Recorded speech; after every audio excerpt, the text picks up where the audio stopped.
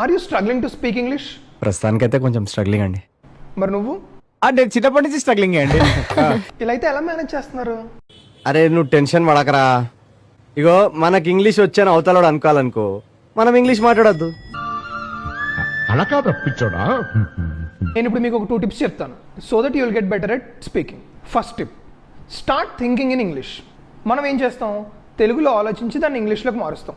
అది ఎలా ఉంటుందంటే, ఇప్పుడు ఈ సీన్ చూడండి ఒకసారి. నువ్వు అరుస్తే అరుపులే, నేను అరుస్తే మెరుపులే.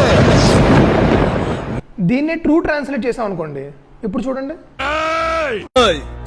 You shout shouting, I shouts thundering. ఎలా ఉంది? ఇలా చేయడం వల్ల 4 ప్రాబ్లమ్స్ ఉన్నాయి. ఫస్ట్ వన్, మీరు రిప్లై ఇవ్వడానికి చాలా టైం పడుతుంది. సెకండ్ వన్, తెలుగులో ఉన్న ఆర్డర్లోనే ఇంగ్లీష్లో ఉండాలి అని గ్యారంటీ ఉండదు. థర్డ్ వన్, గ్రామర్ మిస్టేక్స్ జరుగుతాయి. ఫోర్త్ వన్, ఫ్లూయెన్సీ ఉండదు. Is it true, Bhavani? Now let's come to second tip. ఇప్పుడు నేను ఒక రోజులో ఒక 10 స్టేట్మెంట్స్ వాడుతున్నాను అనుకోండి, అందులో 5 స్టేట్మెంట్స్ రిపిటేటివ్ గానే ఉంటాయి. సో ఫస్ట్ ఆ 5 స్టేట్మెంట్స్ని పేపర్ మీద కరెక్ట్ ఇంగ్లీష్లో రాసుకొని గ్రామటికల్గా తప్పులు లేకుండా వాటిని బైహార్ట్ చేయండి. వాటిని రెగ్యులర్గా వాడడం స్టార్ట్ చేయండి.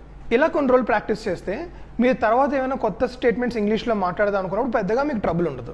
ఐడియా వింటుంటేనే ఎంతో థ్రిల్లింగ్ గా ఉంది. ఏ మాత్రం హింట్ ఇస్తే చాలు చెలరేగిపోతారు అంతే. ఇలాంటి మోర్ టిప్స్ కోసం పేజ్ ఫాలో అవ్వండి. అవుతారు కదా? Yeah.